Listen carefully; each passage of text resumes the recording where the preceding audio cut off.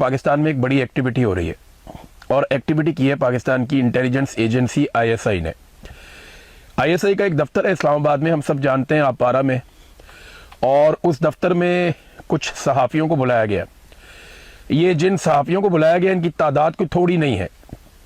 मैं नाम किसी का नहीं लूँगा, मुझे 6 सहाफ़ियों के नाम का पता है, बल्कि 6 का नहीं, 3 नाम मुझे ऐसे पता है जिनको मैंने अभी रिकन्फर्म करना है, लेकिन 6 नाम मुझे मुकम्मल तौर पे पता है। तो 9 सहाफ़ियों का तो मैं ज़ाती तौर पे जानता हूँ, लेकिन जो डाटा मेरे पास है वो लगभग बताता है कि 20 के करीब सहाफ़ी हैं कम से कम, जिनको अभी तक बुला के फ़र्दन फ़र्दन या 2-2 करके और उन्हें कुछ गाइडलाइन दी गई है। ये तमाम वो सहाफ़ी हैं जिनसे कुछ सरकार खुश नहीं है। ये वो सहाफ़ी हैं जिनसे पाकिस्तान की मिलिट्री एस्टेब्लिशमेंट अपनी मर्जी का बयानिया बनवाने में मुकम्मल तौर पे कामयाब नहीं हुई। अब और ये सीनियर लोग हैं सारे, ऐसे नहीं हैं, ये मकबूल लोग हैं, आप सारे इनको जानते हैं। तो इन लोगों को बुलवाया गया और आईएसआई ऑफिसर्स ने इनसे मुलाकातें की हैं और इनको कुछ को धमकाया गया, कुछ को प्यार से समझाया गया और कुछ को दीगर तरीके भी बहुत सारे होते हैं इनके पास। तो जैसे जैसे कोई काबू आया, कोशिश की गई कि इन सहाफ़ियों को कुछ चीज़ों पे कायल किया जाए या कम से कम वार्न किया जाए, और एक वार्निंग देकर ने छोड़ा गया तमाम सहाफ़ियों को। अब जो चीज़ें इनके सामने रखी गई वो मैं आपको बता देता हूँ। एक तो इन सहाफ़ियों से डिमांड किया गया कुछ चीज़ों के बारे में कि इन चीज़ों पे आप बात नहीं करेंगे, और दूसरा इन सहाफ़ियों से डिमांड किया गया कि आप इन चीज़ों पे बात करेंगे, और तीसरा इन सहाफ़ियों को यह भी बताया गया कि आपने फोकस किन चीज़ों पे रखना है और किन पर नहीं रखना। फिर आपको पता है किस तरीके से धमकाया जाता है। तो सबसे पहली जो चीज़ मुझे कंफर्म हुई वो दहशतगर्दी का मामला है। गुज़िश्ता एक हफ्ते में दहशतगर्दी के वाक़यात में दर्जनों अफराद पाकिस्तान में शहीद हो गए।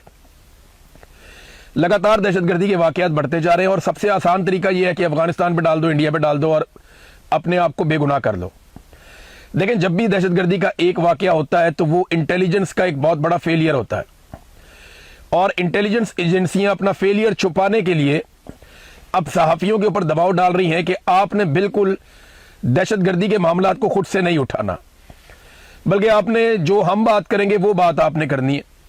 तो दहशतगर्दी के मामलात पे मीडिया को दबाया गया कि इसके ऊपर अपने से कोई कवरेज नहीं करनी और कोई ओपिनियन नहीं बनानी कि ये एक बहुत बड़ा इंटेलिजेंस फेलियर हो रहा है, बलूचिस्तान की सूरत हाल या खैबर पख्तूनख्वा के कबायली इलाकों में ये क्या हो रहा है, चाहे ड्रोन हमले हैं, चाहे मॉर्टर गोले फायर किए जा रहे हैं, चाहे निहत्ते शहरी शहीद हो रहे हैं, चाहे पुलिस वाले शहीद हो रहे हैं, चाहे फौजी शहीद हो रहे हैं। तो इन तमाम चीज़ों पे मना किया गया इन लोगों को कि जनाब इससे दुश्मन को फ़ायदा होता है, लिहाजा आप ये ना करें।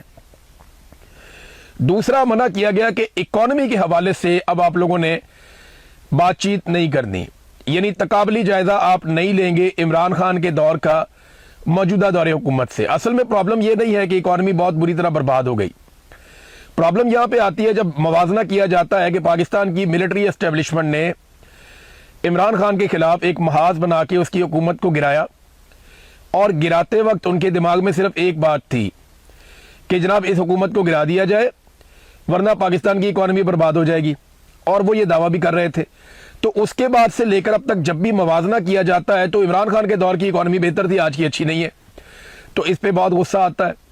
तो उन्होंने मना किया कि जी आप आदादो शुमार के ऊपर प्रोग्राम ना करें, आदादो शुमार के ऊपर सोशल मीडिया पे और मीडिया पे ज़्यादा बात ना करें, जितना आपको अलाउ किया जाए या जितना हुकूमत डिस्कशन में लेकर आए बस आप अपने आप को वहाँ तक महदूद रखें। जो कीमतों का तकाबली जायजा जो लिया जाता है, पेट्रोलियम की कीमतें बढ़ जाती हैं, इकॉनमी का सत्यानाश है, पाकिस्तान में इन्वेस्टमेंट नहीं आ रही, SIFC के ऊपर लोग तनकीद करते हैं। और अभी जो हुकूमती आदादो शुमार आ रहे हैं, यानी जब साल मुकम्मल होता है तो पूरे साल की कारकर्दगी सामने आती है, तो वो चाहते हैं इस कारकर्दगी के ऊपर भी बात ना हो।